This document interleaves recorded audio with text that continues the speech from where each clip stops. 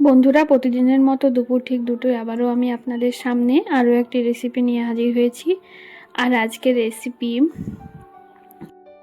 আলু দিয়ে মোরলা মাছের চচ্চড়ি। তো আসুন বন্ধুরা, আমি মোরলা মাছের চচ্চড়িটা কীভাবে বানাই আপনারা দেখতে থাকুন। বন্ধুরা, মাঝে মধ্যে একটু ছোট মাছের চচ্চড়িও খেতে ইচ্ছে করে, তার জন্য আজকে আমি মোরলা মাছের চচ্চড়ি নিয়ে আপনাদের সামনে হাজির হয়েছি। এবার আমি একটা মিক্সিং জার নিয়ে নিয়েছি। মিক্সিং জারের ভেতরে প্রথমে আদা কুচি, তারপর রসুন, আর রসুন দেওয়ার পর এখানে পেঁয়াজ দিয়ে দিলাম।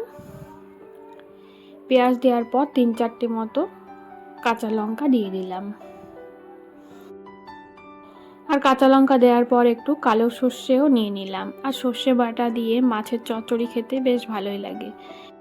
এবার আমি মিক্সিং জারের ভেতরে গোটা জিরে আর মৌরি নিয়ে নিলাম, আর টমেটো নিয়ে নেব। তারপর খুব ভালো করে মশলাটাকে পেস্ট করে নেব।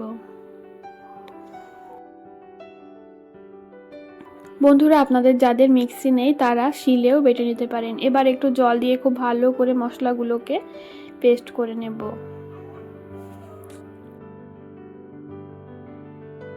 বন্ধুরা, দেখতেই পাচ্ছেন আমি মশলাটাকে খুব ভালো করে পেস্ট করে নিয়েছি। এখন রান্নার পালা। আমি ছোট মাছের চচ্চড়ি বানানোর জন্য প্রথমে কড়াই নিয়ে নিয়েছি, আর কড়াইতে আলু ভাজা যেভাবে কাটা হয় সেইভাবেই, মানে তার থেকে একটু মোটা করে আলু কেটে নিয়েছি।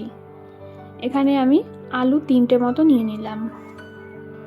আলু নেওয়ার পর কেটে ও ধুয়ে রাখা মৌরলা মাছগুলো এখন আলুর মধ্যে দিয়ে দেব। আর এগুলো আমি আগে থেকেই পরিষ্কার করে নিয়েছিলাম। তো আমি আলুর মধ্যে দিয়ে দিচ্ছি। আর আজকে আমি কোনো রকম মাছ ভাজবো না, আর আলুটাকেও ভাজবো না। একেবারে গ্রাম বাংলায় যাকে বলা হয় ঘষে রান্না, তো সেইভাবে রান্না করব। তো প্রথমে আমি লবণ দিয়ে দিলাম, তারপর ধনে ও জিরের গুঁড়ো দিয়ে দিলাম। এবার 1 চামচ মতো লাল লঙ্কার গুঁড়ো দিয়ে দিলাম, তারপর 1 চামচ মতো হলুদ দিয়ে দিলাম। এবার বেটে রাখা মশলাগুলো এর মধ্যে দিয়ে দেব। বেটে রাখা মশলা দেওয়ার পর আমি এর মধ্যে কাঁচা সর্ষের তেল দিয়ে দিলাম। এবার হাত দিয়ে খুব ভালো করে মেখে নেব। বন্ধুরা, আজকের এই মৌরলা মাছের চচ্চড়িটা আমি বানাচ্ছি, এটা অনেক পুরনো দিনের একটা রেসিপি। আগেকার দিনের মানুষেরা এই রকমভাবেই ছোট মাছ রান্না করে থাকতো। তো এবার আমি এর মধ্যে কুচনো পেঁয়াজ দিয়ে দিলাম, তারপর কুচনো কাঁচা লঙ্কা দিয়ে দিলাম।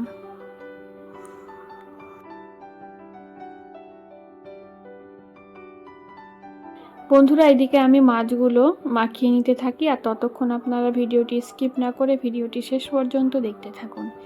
এবং আমার চ্যানেলে যদি নতুন বন্ধু হয়ে থাকেন তাহলে অবশ্যই আমার চ্যানেলটিকে সাবস্ক্রাইব করে আমার পাশে থাকবেন, যাতে এরকম সুন্দর সুন্দর রেসিপি নিয়ে আপনাদের সামনে হাজির হতে পারি। আর বন্ধুরা, আপনারা কে কী রকমভাবে মৌরলা মাছের চচ্চড়ি বানান সেটাও আপনারা কমেন্টে জানাবেন।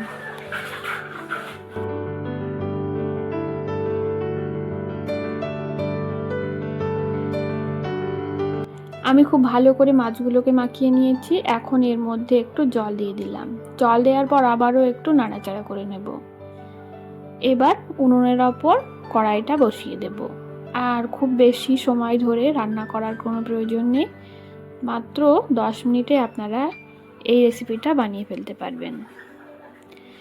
এবার আমি 5 মিনিট পর আপনাদের দেখাচ্ছি ঢাকনাটা খুলে নিয়ে। তো দেখতেই পাচ্ছেন মাছটা ফুটতে শুরু করেছে। তো আমি আলুটাকে সেদ্ধ করে নেওয়ার জন্য ঢাকনা দিয়ে কিছুক্ষণ ঢেকে রাখবো। তো 5 মিনিট পর দেখতেই পাচ্ছেন ঝোলটা প্রায় শুকিয়ে এসেছে, আর চচ্চড়িটা একেবারে শুকনো হয়ে আসছে। তো এইভাবে আপনারা ছোট মাছের চচ্চড়ি বানিয়ে খাবেন। আর খেতে কেমন হয়েছে অবশ্যই কমেন্টে জানাবেন।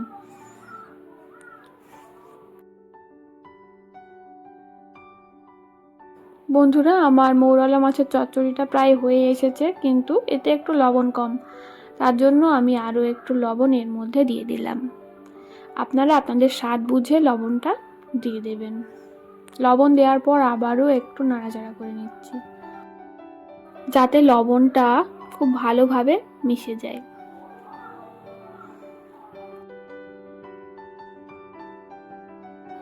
বন্ধুরা, এবার আমি মোরলা মাছের চচ্চড়ির মধ্যে সামান্য একটু ভাজা মশলার গুঁড়ো দিয়ে দিলাম। এবার ভাজা মশলার গুঁড়ো দিয়েই আমি একটা পাত্রে নামিয়ে নেব। বন্ধুরা, আপনারা দেখতেই পাচ্ছেন আমার মৌরলা মাছের চচ্চড়িটা কতটা সুন্দর হয়েছে, দেখেই লোভ লাগছে আর জিভে জল চলে আসছে। তো এই রকম মৌরলা মাছের চচ্চড়ি যদি থাকে, এক থালা ভাত আপনারা এমনিতেই খেয়ে ফেলতে পারবেন। আর বন্ধুরা, সবসময় বড় মাছ নয়, এইভাবে আপনারা একবার মৌরলা মাছের চচ্চড়ি বানিয়ে খাবেন। আর ছোট মাছ খাওয়া কিন্তু আমাদের স্বাস্থ্যের পক্ষে খুবই উপকারী, এতে অনেক গুণাগুণ রয়েছে। তো যাই হোক বন্ধুরা, আমার এই রেসিপিটা আপনাদের কেমন লেগেছে তাও অবশ্যই কমেন্টে জানাবেন। আর আমার এই ভিডিওটি যদি ভালো লাগে তাহলে ভিডিওটিতে অবশ্যই লাইক, শেয়ার, কমেন্ট করে সকলের কাছে পৌঁছে দেওয়ার চেষ্টা করবেন।